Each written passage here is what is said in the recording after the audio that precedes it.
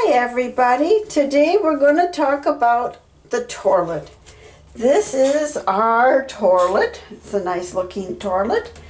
It is a very old toilet, in fact, and it used to be a single flush toilet, but it has been updated to a dual flush system, but the mechanisms work much the same way.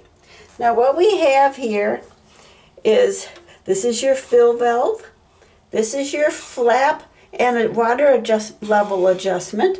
This is your control panel for your flushing. Now the top button is for water and the second's for solids.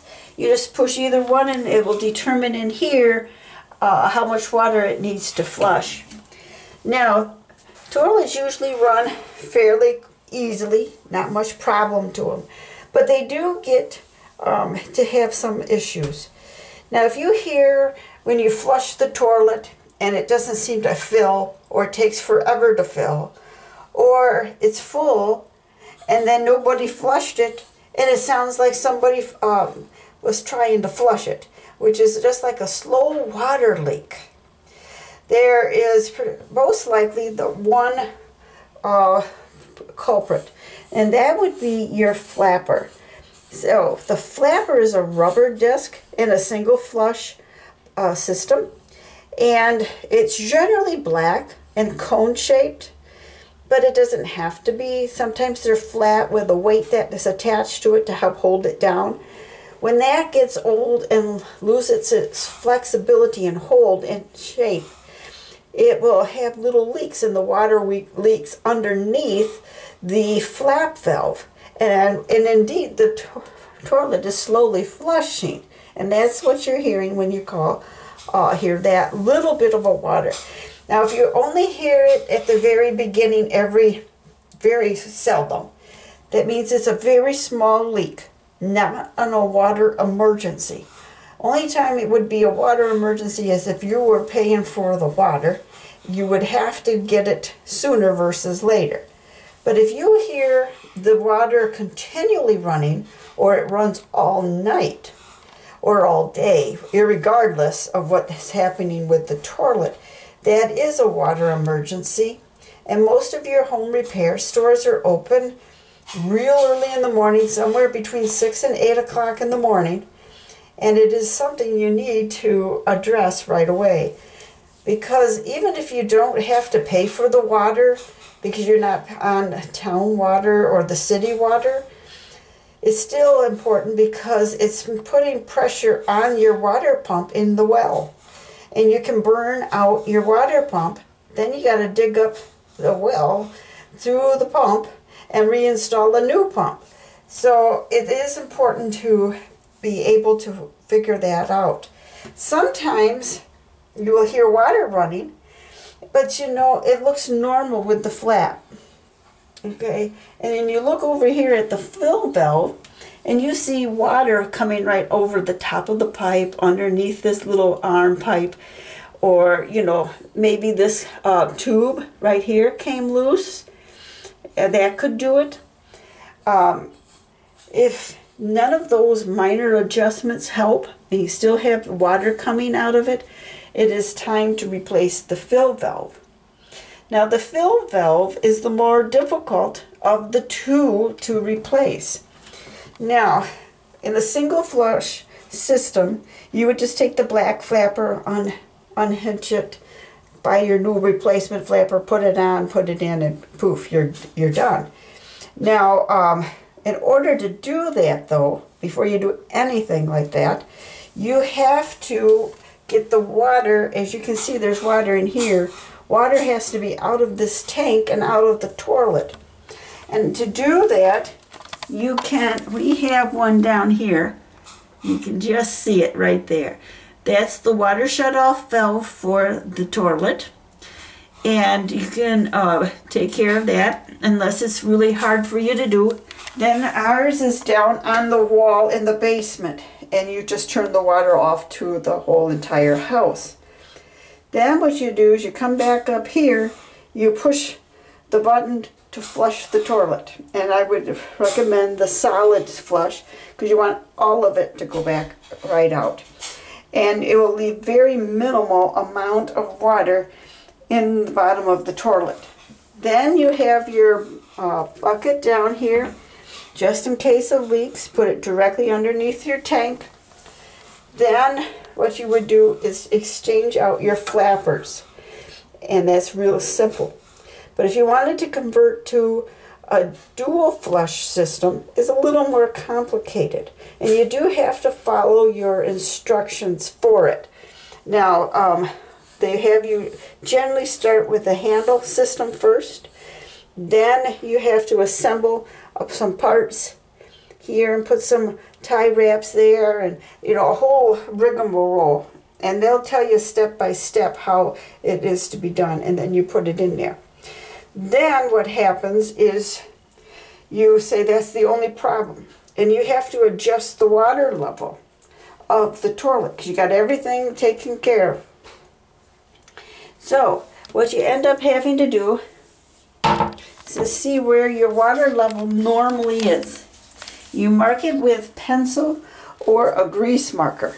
Either one would work because it will not leave a permanent mark on the toilet, because you don't want a permanent mark on the toilet. So anyway, there's on my system, there's a place where you can slide the valve up and down, and it regulates how much water goes up and down for each type of flush. Because each flush, you want it to be sure to come up to the same water level. Otherwise, you don't have enough pressure for it to completely go out of the toilet. So if it's the fill valve you have, it's, as I said before, it's much more complicated. You do have to have the water turned off, water out of the tank, and there's actually a nut on the underside of the tank that attaches to this fill valve.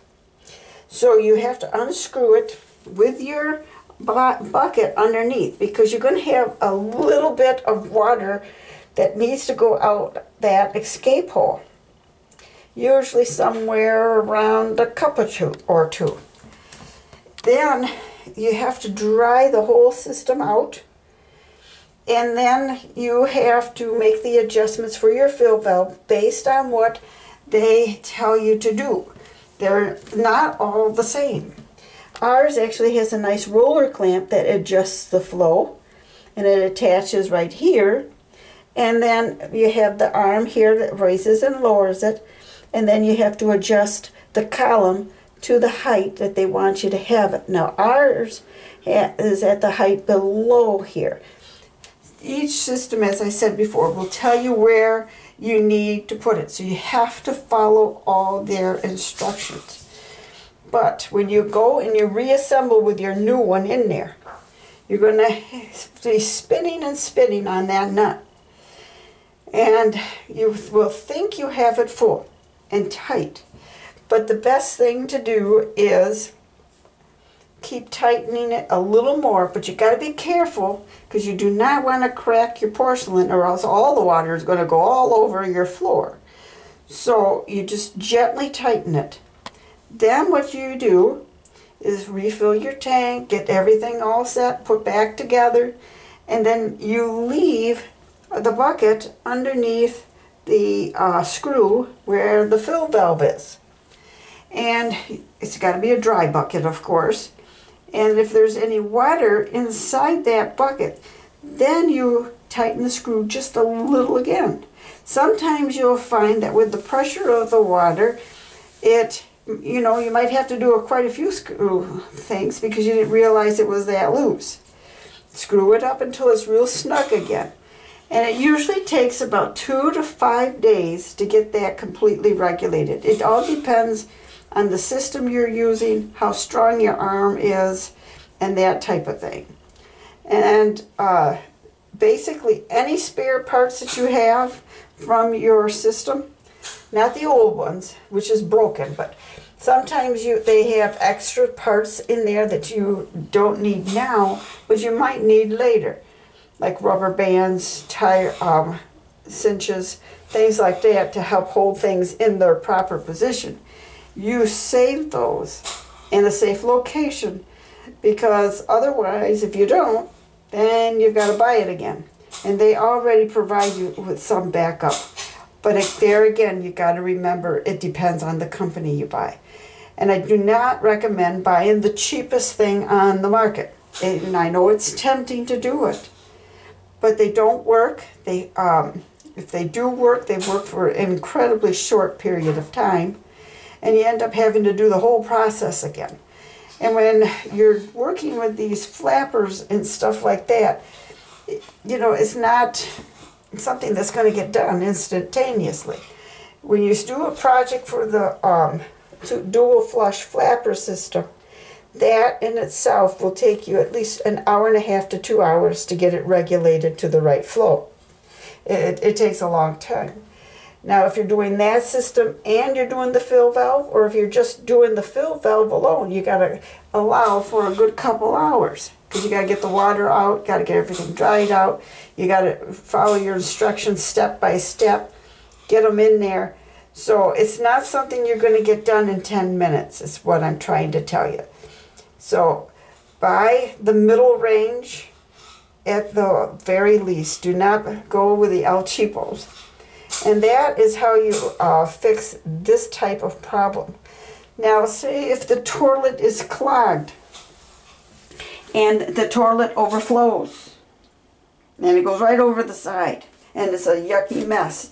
Well, you have to clean it all up, for one. Then you can use a traditional plunger, and you put that into the hole and you seal it off real good, and that provides enough suction to move what might be in the way. And what could be in the way could be just toilet paper that didn't disintegrate. It could be a bowel movement, could be vomit. You know, it could be almost anything, and you just need to push it past the hump in the pipe. Sometimes kids throw stuff in there, like toothbrushes, toys, stuffed animals. It could be almost anything. And then you actually have to stick your arm in there. So it's best to always instruct your kids not to throw things into the toilet. Now, on the upside, they do have motorized plungers. We have one. It hasn't been opened yet, so I don't know how it works, but it is possible, which would make the, it's very hard on the back and arms to plunge a toilet, so it would be a helpful tool to have. So anyway, as far as functionality of the toilet, that would be it.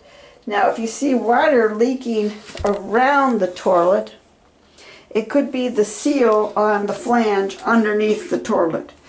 And that you have to either do yourself, or you're going to need to hire it done. You've got to be able to lift the toilet up and right off.